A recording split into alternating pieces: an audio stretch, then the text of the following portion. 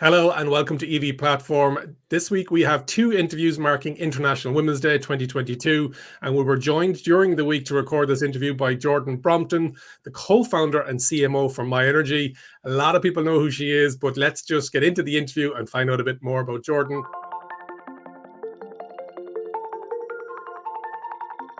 Well, Derek, I think it's time. Will we bring Jordan on now? There you go. Hello, Jordan. Thank you very, very much for joining us. We're absolutely thrilled you came on today. Thank you. Oh, thank you for having me. I'm delighted. Great.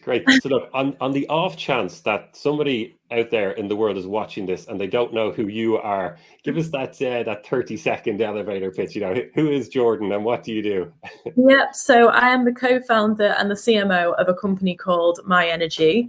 We're sort of one of the market leaders in eco-smart technology, really. So technology that goes in the home, monitors the energy, and then diverts it elsewhere around the house. Specifically, if you've got, we come into our own if you've got your own renewable energy on site. So we divert power to an electric vehicle or storage heating, underfloor heating, towel rails. We've got an array of products which are utilizing green energy the best way possible. And if you don't have solar panels or a wind turbine, you can sign up with a green energy tariff and manage your home in a lot more of an economical and eco way with our products. And we're only 5 years old. We were a startup 5 years ago.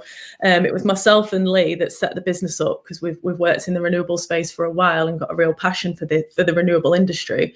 And we saw a gap in the market, and it was with our EV charger where we saw the gap. And Lee was a little bit skeptical. He was like, how many people are going to have solar panels and an electric vehicle? And I was like, well, let's give it a go. And here we are, 5 years later, 230,000 products out there, 330 staff, and full manufacturing in the UK. Honestly, it's a whirlwind. So the elevator pitch is hard because we do so much. We do EV charging, we do smart home tech, we do energy management, and all the software and all the bits in between and all the manufacturing. So that is me. Very good. I had a couple other questions afterwards, but I think your initial answer may have covered them. So it was tell us a little bit more about myenergi, and you kind of gave us a bit at the end there with regards to numbers, UK based, manufactured in the United Kingdom. You've moved to a larger facility there. I think it was last year or the year before, and you've already potentially outgrown that already with the size and scale of the growth. So what's happening today in myenergi, and what any sneak previews of what's coming down the line? It's honestly just been wild. Like we say that my energy year is about 3 months in time. So I'm just always in this blurred mess of what the hell's going on because time moves so fast and we just develop and move so fast. So we've obviously had some crazy stuff to deal with in terms of pandemic, chip shortages, which has and gearing up, scaling up our manufacturing capacity. And lots of this has not slowed down our development because we've got lots of new products in the pipeline.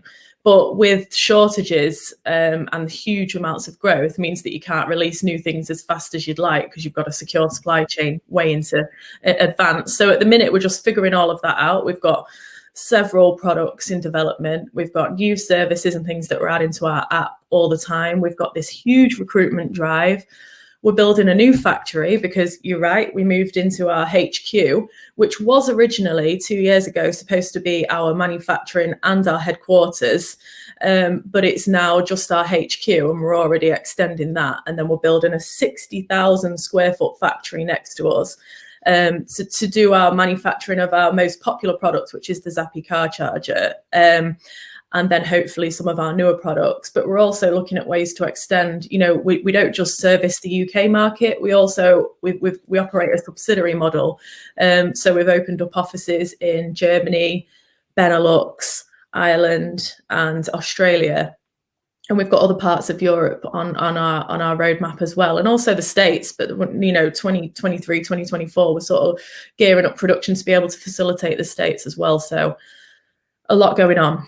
Yeah, it's absolutely incredible. I mean, you mentioned the amount of staff that you have and just the growth in those few years. But one thing I love when I'm talking to people like yourself or watching interviews like these, I love asking people about that eureka moment. So take a step back, before myenergi even started. Like, was there a moment there just before you created the company where you went, eureka, that's it, I have it? Or or how did it come to be in those early days before you even set up the company? Yeah, so do you know what, right? I've got a colourful background. I've done a mixture of everything. I was not the typical, like, I went to school, but I really struggled through school. Like, I tried my hardest, but I'm not the most academic. Like, and I'm only very good in things that I'm passionate about. I can't blag someone's head off if I ain't got a clue what I'm on about. Or, do you know, like, there's a limit to what I can do. But if I'm interested in something, I'll throw my whole heart and life into it. And I've travelled the world. I've worked in cycles, cycling. I've worked on radio. I've worked in education. I've been a Zumba instructor. I literally started working from the age of 12 on the Sunday market. So I've just done a varied amount of things. And if it doesn't serve me, I move on. But when I met Lee, my business partner, and he's the CEO of myenergi and the brains. We call ourselves Pinky and the Brain. That's why I have it on my desk. Because he's the absolute brain and I'm his Pinky that's running around telling people about it and a million miles an hour. But I met him about 10 years ago. And that was my eureka moment, because he had this business, a previous business, where he used to install solar panels and heat pumps and things like that. He was an installer, and he saw a gap in the market for a product to divert power from your solar panels to your hot water tank. And at the time, there was one product on the market which would have cost $3 or $4 grand, and you'd have never have got the payback. And Lee was, from a kid, he's like the type of guy that's pulled his radio apart or his toys and figured out how they work, or tried to blow stuff up. And, just like, honestly, just one of those science minds that would lock himself in a room and figure out how things work. And he saw this gap in the market when he was outfitting solar panels, because a customer just said to him, "So what happens to all this power when I'm at work?" And Lee was like, "Well, it gets diverted. It goes to the grid." And he was like, "Yeah, but then I've got to buy it back on an evening. And what's the point of that when it's more expensive?" And Lee was like, "Hey, well, just set your thermostat to heat the hot water." And then he was like, "But what if I boil a kettle or a cloud comes over? Then it's going to cost me to heat my water when I've got solar panels." So Lee was like, I can fix that. I can develop something for that. So raced home, Googled it, and there was one product, but it was expensive. So we thought, right, I'll get that down to an affordable amount, which will then save the customer money. And that product did really well. I think they sold about 25,000 of them. And that's when I met Lee, because I went to work for him. And I only went in as an admin role after I'd been traveling around the world. I thought, right, what do I want to do? Saw this little business, and then just fell in love with it, fell in love with the whole industry. And to mark International Women's Day, it was a very male-dominated place at the time, the renewable industry. And I thought, there's my niche as well. There's my in as a female, and I really embedded myself in the business. And I wasn't a shareholder or anything at the time. I was literally went in as admin staff, but then I quickly realized that I was awesome at selling what he was making and brought in some of his biggest accounts.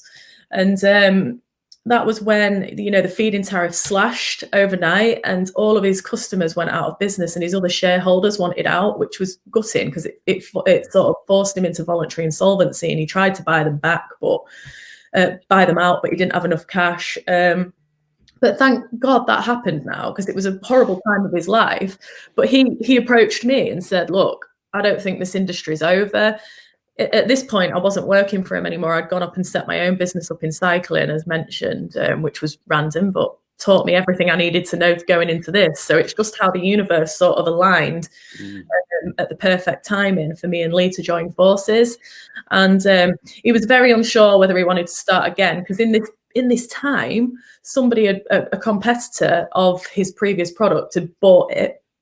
And outbid him by £2,000. So they took the brand, they took all the manufacturing equipment, took everything. So we had to redesign the product from scratch with nothing and plow all our own money into it.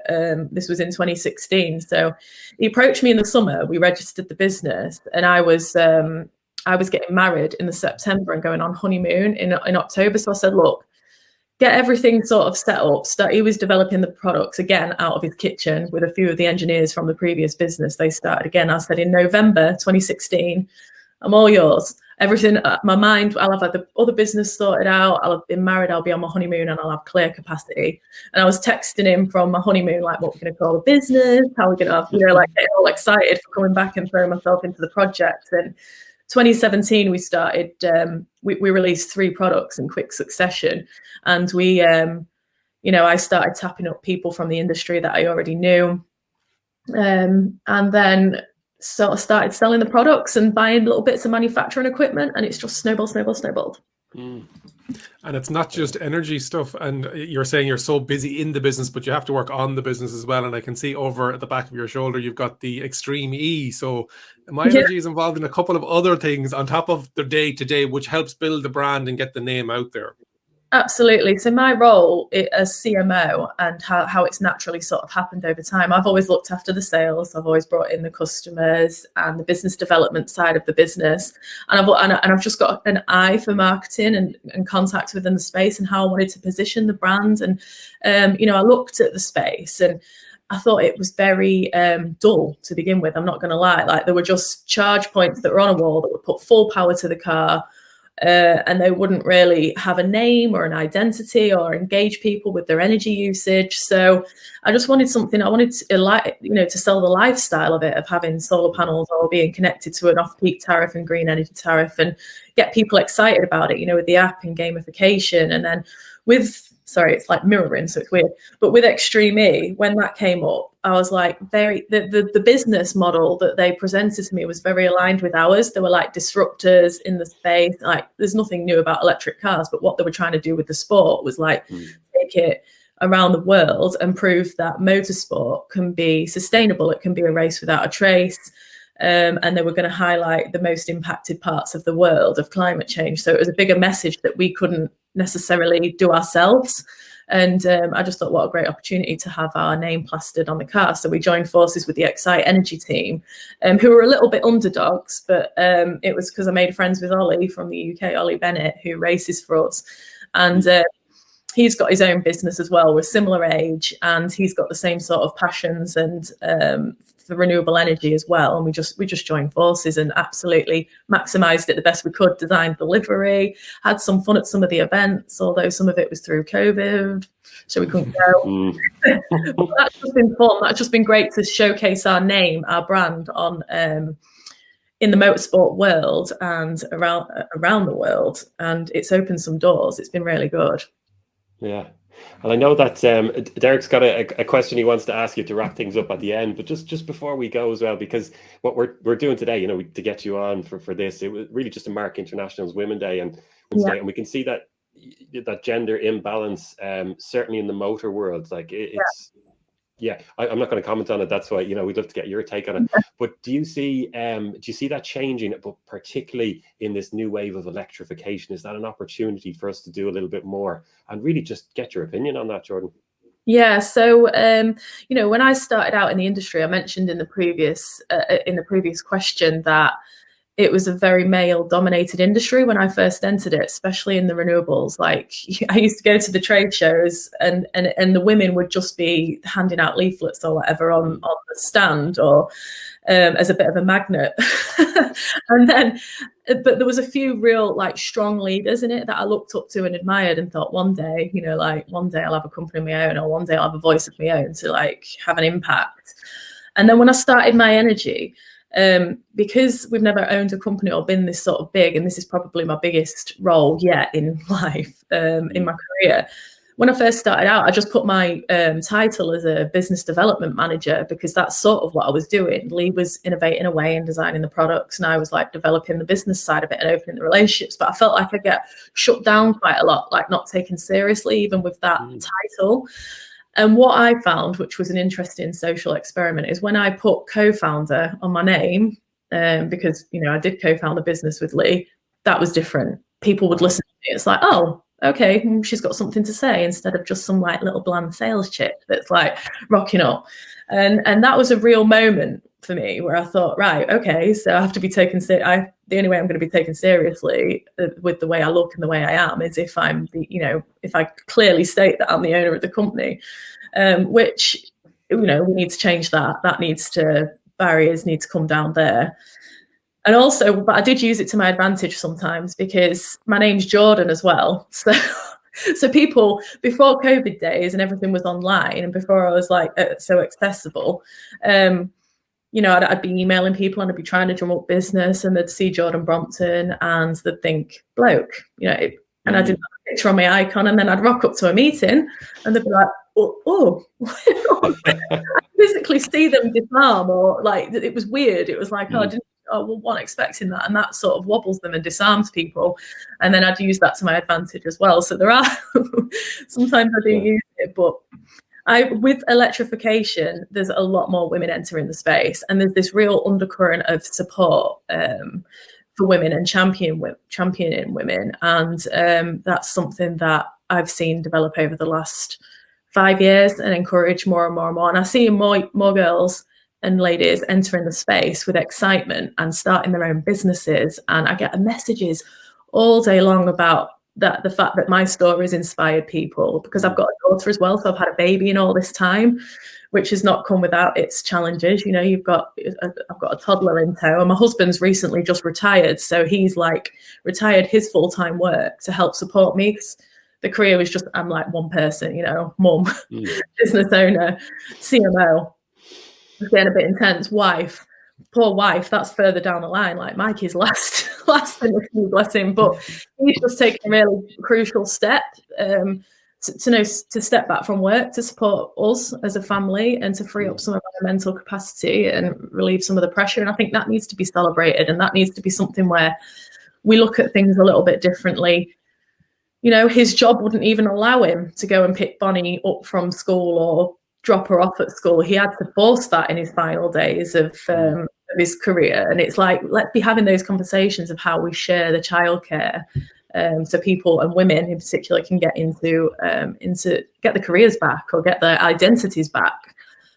Something I'm you know, really passionate about. I've seen it a lot more since I've had my own daughter, the struggles of being a woman and having a career. So I just hope that I can keep spreading my message and my inspo and inspire other women to maybe start businesses or to enter into the space. It is a very welcoming space. Thank you, Jordan. And I was going to reference the Mikey post there on LinkedIn and the old saying of behind every great man there's a great woman, or vice versa. But I don't think it's to do with gender. I think it's to do with everybody needs that support network, and it's great that you have it and we all have it, and culturing and making sure that we recognize it and celebrate it like you did on LinkedIn. The final question is one probably you get asked a lot, and I know myself and Blake get asked a lot, but what's in your dream driveway? Is it a electric moped? Is it a Lucid Air? Is it what do you potentially currently have, or is there something that you're aspiring to have outside that gets you around the place? Oh my God, yeah. I want everything that I see, basically. I definitely want a Cybertruck for my husband. I'm just desperate to buy him one because and have it wrapped. I'm just thinking, does he want it wrapped now, Jordan? Yeah, he wants it like all slick, like matte black sort of vibes. I'm like, that'll look so cringe, but we'll do it.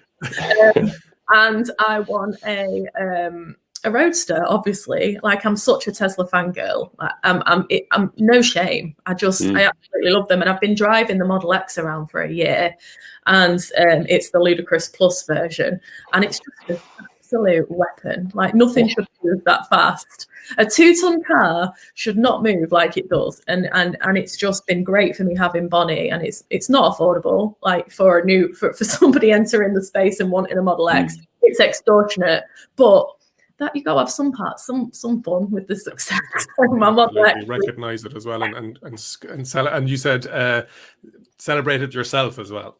Exactly. I absolutely love that car, and I find myself looking around. I look at the Porsche Taycan, think it's beautiful, but I'm like, would I change it? No. There's nothing at the minute that's catching my eye enough other than the Roadster and the Cybertruck. So as long as Elon keeps developing like he does. But I love the Honda E as well. I wouldn't mind one of them on the drive, you know, for a little nip around, because I just think it's a beautiful looking car. I think we've nailed that. I love that as well. We had it for a week there a few months ago, and of all the cars I've driven in, the last 6 or 8 months since then, the Honda E is the one that my mind just goes back to. It's the one that put a smile on my face. The battery's small, and it's like, it's just the design of it so retro and funky and new age, but I want everything. I want the camper van, the e-bus. I want the Honda. Like, basically, if I ever become a multi-millionaire, I'll just have like a warehouse full of like cool EVs, and I'll just take my pick each day. Or I'll just sign up to a subscription and like take one as and when I want it, because I think Nice. that's And it's not what if you become a multimillionaire, Jordan, it's when you become.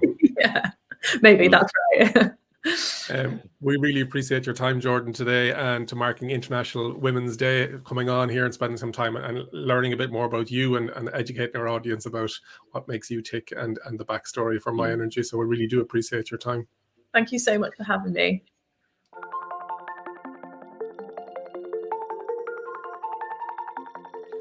Well, thank you very much, Jordan, for your time there. Absolutely brilliant and a fascinating story. Really, really interesting. So we really appreciate you coming on for this special to mark International Women's Day. Look, if you've enjoyed this interview and indeed the other interview that we did to mark the day as well, please hit like, subscribe. This has been EV Platform. Thank you very much for watching.